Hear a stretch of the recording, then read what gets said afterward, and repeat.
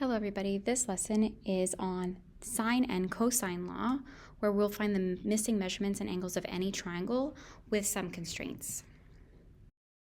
First, there's another way that you want to label your right triangle, or any triangle. What we usually say is when you're given a triangle, the three corners of a triangle are usually labeled in capital letters. Here is ABC, sometimes it could be X, Y, Z, and the letters that are given to the sides are the opposite of the angles, and they're the smaller case letters of those angles. You have big A, and the side across from it is little a. You have big B, and the side across from it is little b, and you have big C, and the side across from it is little c. So we say lowercase letters for side lengths, and big letters or capital letters for your angles. We're going to start this lesson by introducing the sine law. It is possible to solve any triangle if you know the measurements of an angle, its opposite side, and another side or angle of this triangle. So three things, basically, of a triangle. Here is an example of a triangle, and here is the technical formula for sine law. We say that A over sine A is equal to B over sine B, which is equal to C over sine C. These ratios or fractions are used to help us find any missing measurements. The lengths of the sides of a triangle are proportional to the sine of the angles that are opposite them. That's why they kind of go together in the same fraction. Here's an example. So you're given here a triangle with all three angles and one side. Every time you're given a triangle, they usually ask you to find the missing measurements. In this case, we're looking for the missing side lengths. You always start with your sine law formula or your sine law fractions or your sine law ratios. And what I find is very helpful is plug in what you know, especially when you're starting out, plug in everything you know. And then the next thing that I would ask you to do is to maybe focus on the ratio fraction that you know everything about, which it looks like is the A fraction. Using that A fraction or this full fraction, you can grab any of the other two fractions here where you're missing a piece and just make them equal to each other and do a little bit of cross multiplication. When you cross multiply for this fraction, you will find that B is equal to approximately 3.95 centimeters. Now that you know what B is equal to, technically you now have the full fraction for B if you wanted to use it to find C. But if you're already given the A fraction to you and you already used it for B, you can go ahead and use it again, and instead of making it equal to B, you can make it equal to C, and over the sine of 72.5, you cross multiply, and you would get that C is equal to 4.42 centimeters.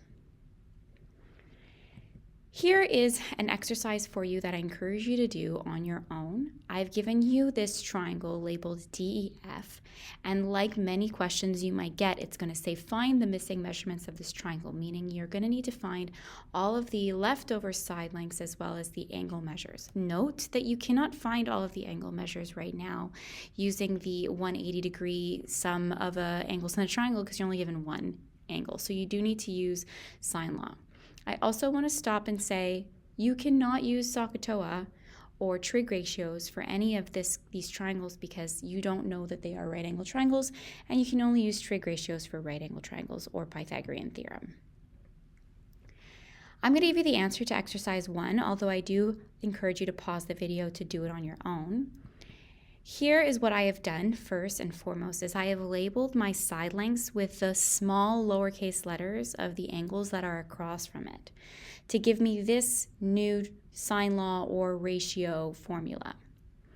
What I've noticed is that I know everything about the E letters. So I know little e and I know big E.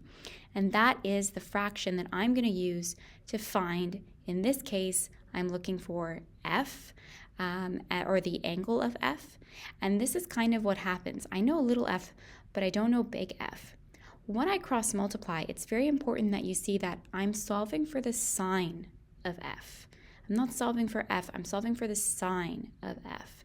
And if you know from doing trig ratios, to cancel out that sine or to find the angle measure for F, you do the arc sine or sine to the -1 of the angle or of the decimal that you just got to get you that F just f is 28.68 degrees. Now that you know that, you can just say, I'm going to use the sum of the interior angles of a triangle rule, and I'm going to find my missing side length for D, or angle measure for D, which is 108.82 degrees. However, I still need to find my side length D.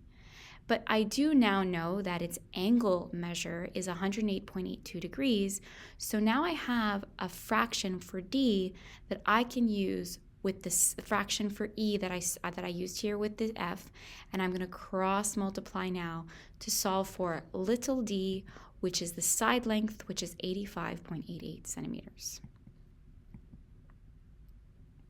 Here's another example that I would like you to try on your own, except I'm actually asking you specifically to find the angle Y and not all the missing measurements.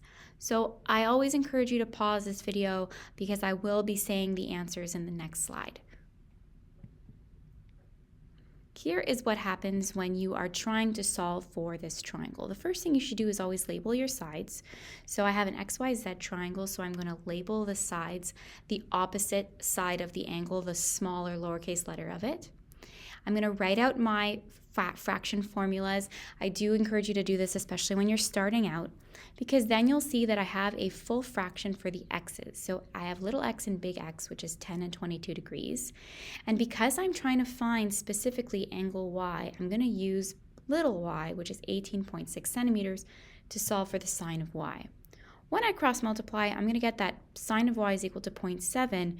And remember, when you want to get rid of that sine, or you want to just get y alone, you're going to do the sine inverse of 0.7, which is going to give you 44 degrees. But there's a little bit of a problem because y, or angle y, definitely doesn't look like it's 44 degrees. And while we do say never really trust or follow the scale of a triangle, this is particularly important when it comes to triangles because they make it obvious when they give you obtuse angles, which is what we have here. The rule that you need to know, which is the exception or the extra step to sine law, is when the angle is obtuse, whether the question tells you that it is or the triangle makes it obvious that it is obtuse, when you get your answer for that angle by using sine law, you must subtract it from 180 to obtain the correct angle. So what I have here is not actually 44 degrees. I have 180 minus 44 degrees, which is actually 136 degrees, which is an obtuse angle, which makes sense for my question. And like I said, the question itself will say that it is an obtuse angle in the actual wording of the problem, or it will make it obvious in the diagram of the triangle given to you. Next, let's move on to the cosine law. The cosine law is when you're given any three sides of a triangle or two sides and the angle between those two sides. And if I'm being even more honest with you, it's kind of like you're going to do sine law and you realize you can't do sine law because you don't have a full fraction. It usually means you're going to have to use cosine law. Cosine law can be written as three different formulas if I gave you the generic ABC triangle. But what you just need to know, especially if your triangle is not labeled ABC or not labeled at all, is this side here of the equal sign matches up with the angle next to the cos on the other side of the formula. And then in the middle, you just kind of have a mixture of the angles or the side lengths, in between them. So if you're dealing with one angle, or we'll call it A, then the side length is little a, and then the letters in the middle are the other two sides that are in the triangle. So if you had like X, Y, Z, this would be X, this would be big X, and then you'd have like Y, Z in the middle where your B and C's are. But let's use the formula just so that you see how it works. So in this case, you cannot use sine law because you don't have a full fraction. You have angle A, you don't have little a. You have little b, you don't have big B. You have little c, you don't have big C. I'm asking you to find side A in this triangle. Of course, sometimes you might just be asked to find all the missing measurements, but to start out, I'm just going to ask you to find little a. So I'm going to use the a squared formula that I gave you in the last slide, where a squared goes with cos of a, and cos of a is 45 degrees. And then all you're left to do is kind of plugging everything in. Now you can do this all at once on your calculator, especially if you have a scientific calculator. Just remember order of operations. In the end, you would get that a squared is equal to 10.3, and then you would root both sides to get that little a, or the side length of a, is 3.2 centimeters. If you were to find the missing angles using cosine law, and we are going to start with just using angle B, because why not? I'm going to use the B formula, where I have b squared on one side and cos of b on the other. Now I can do this because I do have everything I need besides the b angle, or the cos of b. This is what happens when I plug in everything that I know for this question. So remember, you have little b and big B, and then I would have all of the side lengths that are remaining kind of inside the brackets, if you will. What I'm going to do is I'm actually going to square the 3.2 and the 3.6 and add them together to get me 23.2. And then I'm going to do -2 times 3.2 times 3.6 to get -23.04 cos B. Remember, your goal, though, is to isolate cos B. So we're just doing some simple equations. We're going to subtract 23.2 on both sides, and then we're going to divide both sides by -23.04, and you get that cos of b is equal to 0.13. Now remember, just like when we were doing sine law, we don't want cos of b, we just want b. So in order to get rid of the cos, or to find just b, we're going to do the arc cos, or the cos inverse, of 0.13 to get us 82 degrees. Now sometimes doing it this way, or the way that I did on the last slide, might be considered long for some people. So I do want to show you that sometimes if you just want to find the angle measure, you can actually isolate the cos part of this formula in order to just use a simpler formula when you're finding the angle measure. So I'm going to show you how to derive the cosine law to isolate cosine. So you're going to do this by subtracting b squared and c squared on both sides and dividing both sides by -2bc. And kind of this is what it looks like. You can use this formula no problem, but some people prefer to have a positive number in their denominator. So if you wanted to, you could multiply everything by -1 in order to remove the negative in the denominator to get -a squared plus b squared plus c squared is equal to 2bc. It's the same thing as the top one. And then some other people decide that they don't like their first coefficient to be negative, so they're going to move the a squared at the end. So this is essentially the fancy version of isolating cos, so that if you're just looking for the angle measure, you don't need to use the lengthy cosine law. You can just use this rule instead. Here are your 3 cosine laws with cosine isolation. Again, I'm using A, B, and C because it's just typical, but you're not always going to get a triangle that has been labeled as A, B, C, or is labeled at all. So really what you need to remember is that when you're dealing with these isolated cosine laws, the angle measure that you're looking for is also going to go with the side length that's being subtracted.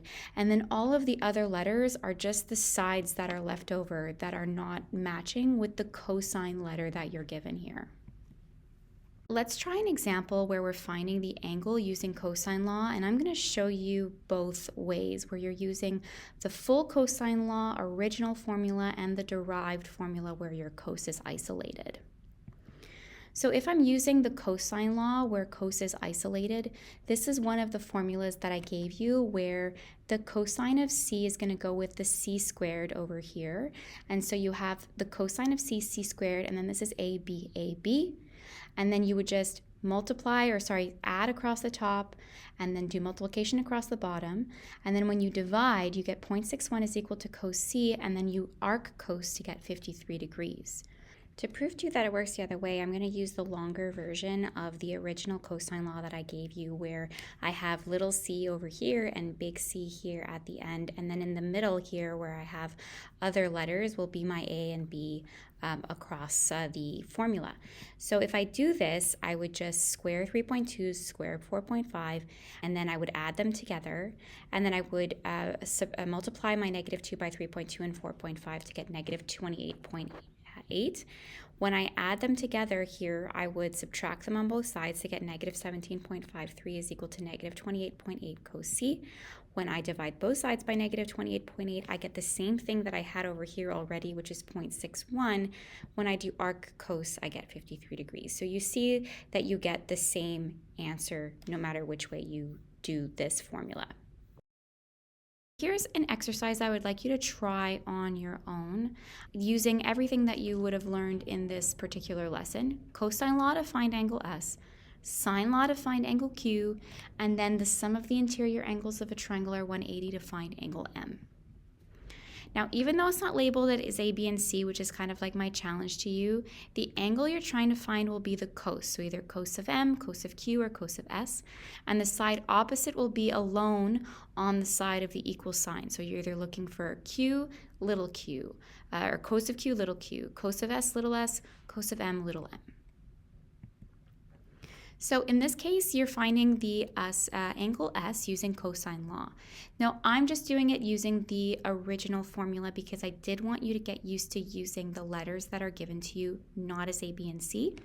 But you'll notice that 225 is little s, cos of S is on this side, and then the numbers that are being replaced kind of in the middle of this formula are your little m and your little q, in no particular order. When you go ahead and solve for this, you're going to square these two numbers and then multiply the negative 2 by the 135 and 165. You're going to add these two numbers together and subtract them from both sides. And the last step is to divide by the number in front of the cos of S. You're going to get this negative number in front of cos of S, but then you're going to arc cos it to get 96.7 degrees as your angle for S. The second thing I wanted you to do was I wanted you to use sine law now to find Q. You could use cosine law again, but again, I wanted you to see that you could use both in one question. Because I have that, in this case, I wrote A of sine A is over B of sine B, I'm actually going to use S over sine of S is equal to Q over sine of Q. So S is 225, sine of S, I just found S on the last slide, angle S, so it's 96.7. I'm going to cross multiply to find sine of Q, but then remember, we want to get rid of that sine, or we want to find Q, so we're going to do arc sine, and then we're going to get 36 degrees. And now because we have Q, angle Q, and angle S, we can subtract it from 180 degrees to find our leftover angle, which is angle M, which is 46.7 degrees. Now, a few recaps. With sine law, you need one angle on the side opposite, or like I mentioned in this video, a complete fraction in order to solve for any other missing measure. And I really need you to remember not to forget that when the question says and states that an angle is obtuse, or if the obtuse angle is obvious in the diagram, you must remember that when you are solving for the angle and you're doing your arc sine, you have to subtract your answer by 180 degrees. For cosine law, this is the general form of cosine law. Remember, just remember that this letter goes with this letter here, right? So your letter here goes with the cos letter, and then the letters inside are just basically all of the other sides in no particular order. They need to be squared and added together, and they need to be multiplied by 2. And of course, the angle on the cos, like I just said, is opposite to the one on the left of the equal sign. And you don't have to forget that you can derive this law to find just cos if you're solving for the angle measure. And that is the end of the lesson on sine and cosine law. Thanks for listening.